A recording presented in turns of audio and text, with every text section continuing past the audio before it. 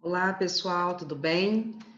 Hoje, eu, professora Luane, vou falar com vocês a respeito do incidente de arguição de inconstitucionalidade. Esse incidente, ele tem como finalidade a declaração arguir a inconstitucionalidade, diante da provocação por meio do controle difuso de constitucionalidade. O que nós precisamos lembrar aqui? Quando eu falo de processo constitucional, eu tenho em sede de controle de constitucionalidade ele pela via concreta ou difusa, ou pela via abstrata ou concentrada, que são as ADIs, as ADCs, as ações diretas que são propostas perante o STF, que é quem detém competência para apreciar uma eventual arguição de constitucionalidade ou de inconstitucionalidade. Mas, ao mesmo tempo, quando eu falo em controle de constitucionalidade, eu tenho que considerar que qualquer juízo ele tem competência para apreciar uma eventual inconstitucionalidade no caso concreto, como acontece, por exemplo, nas ações que são promovidas em juízo de primeiro grau. O que o CPC teve em consideração? Quando ele levou a cabo e colocou perante o novo CPC o incidente de arguição do controle de constitucionalidade ou de inconstitucionalidade, ele trouxe, com base na cláusula da reserva de plenário, que é prevista na Constituição Federal, a possibilidade de arguir essa eventual inconstitucionalidade em sede dos tribunais, que não seja o STF. Então, o que esse instituto faz? Ele foi especialmente criado para disciplinar o modo pelo qual essa questão incidental, que versa sobre a inconstitucionalidade de lei ou de algum ato normativo, vai ser analisada pelos próprios órgãos especiais dentro do tribunal. E então vai ser julgado pelo plenário esse pedido antes do pedido principal. O procedimento que está previsto no CPC, ele trata sobre a questão prejudicial de inconstitucionalidade, que vai ser dirimida antes da apreciação do pedido principal, seja em sede de recurso ou de ação originária, perante os tribunais. Quem são os legitimados? Tanto o Ministério Público, quanto as partes, quanto qualquer interessado, até mesmo as pessoas que estão inseridas no rol do artigo 103 da Constituição Federal, e o próprio juízo de ofício, relator, ele tem a competência, ele tem a legitimidade para requerer a instauração da arguição do incidente de inconstitucionalidade. O Ministério Público, se não atuar na qualidade de autor desse pedido, ele vai intervir como fiscal da ordem jurídica também, protegendo o ato. Quando a gente fala, então, do Ministério Público, o que é importante? A manifestação dele é para zelar pela efetiva ou declaração de inconstitucionalidade ou também pela inconstitucionalidade. Ele vai avaliar o ato normativo e vai auxiliar o tribunal nessa declaração. A primeira fase do rito especial, que é um microsistema, um mini sistema, um mini procedimento dentro dos tribunais, se dá por meio do juízo de admissibilidade.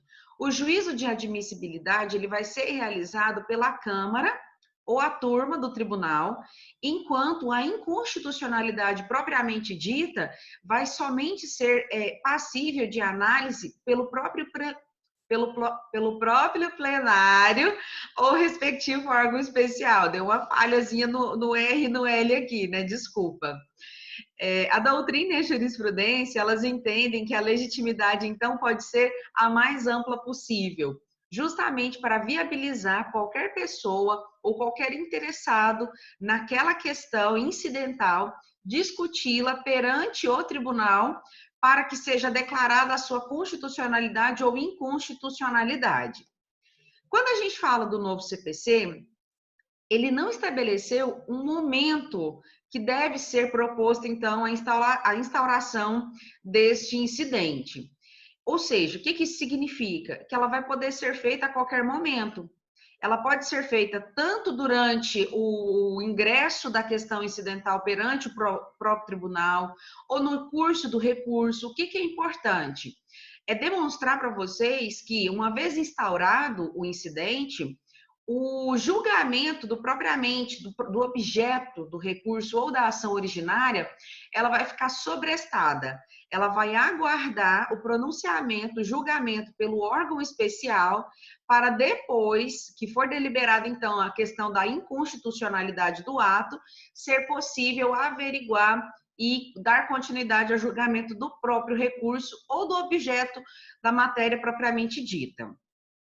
Quando o artigo 949 do CPC foi elaborado, o que ele trouxe? A questão da análise, da submissão, da admissão do incidente de arguição de inconstitucionalidade. Caso o tribunal ele verifique que a questão prejudicial não envolva a matéria constitucional, ou se ficar constatado que, embora se trate de matéria constitucional, que já houve pronunciamento pelo pleno ou por algum órgão respectivo, dentro do próprio STF, ele vai rejeitar essa questão incidental, porque haverá, consequentemente, a perda do seu objeto. A decisão que for proferida pelo órgão fracionário do tribunal sobre a admissão ou sobre a não admissão do incidente, ela é irrecorrível, ou seja, não cabe recurso e, além disso, não cabe nem mesmo o pedido de reconsideração. Após, então, esse juízo de admissibilidade, haverá a emissão de cópia desse acórdão, que vai ser encaminhado para todos os juízes do pleno, essa admissão, que foi realizada sobre o cabimento ou não do julgamento da questão incidental, e, em seguida, o presidente do tribunal, que é quem preside o pleno, ele vai designar uma sessão de julgamento. O procedimento especial ele vai ser marcado pelo contraditório, é imprescindível o respeito ao contraditório, para que seja, na maioria dos casos, a mais ampla matéria passível de arguição, de questionamento, e até mesmo considerando que, na maioria das vezes, essa questão inconstitucional que está sendo arguída perante o tribunal, ela envolve uma relevância social, econômica, política, e, portanto, vai atingir a toda aquela sociedade próxima. E verificando a necessidade da resolução do incidente, vai haver a suspensão do julgamento do pedido principal e a consequente aferição da questão da inconstitucionalidade pelo pleno ou órgão especial do tribunal. Prolatada a decisão sobre a questão prejudicial da inconstitucionalidade, o órgão fracionário vai retomar o julgamento do mérito do processo. Ou seja, a eficácia do julgamento da matéria constitucional pelo pleno ou pelo respectivo órgão especial, ela consiste na vinculação da turma ou da Câmara, que vai competir o julgamento do mérito do processo, que vai considerar, neste caso, a decisão sobre a constitucionalidade ou não da lei ou do ato que foi proferida pelo órgão especial ou pelo pleno. É importante para vocês ter consideração e, especialmente, verificar que este instituto, bem como os demais que nós já falamos sobre os precedentes, tem como finalidade resguardar a segurança jurídica, resguardar a prolação de decisões isonômicas e igualitárias para todos, desde que se trate de questão exclusivamente de direito. No mais, eu agradeço a vocês, deixo a oportunidade de nós debatermos o tema e um abraço a todos.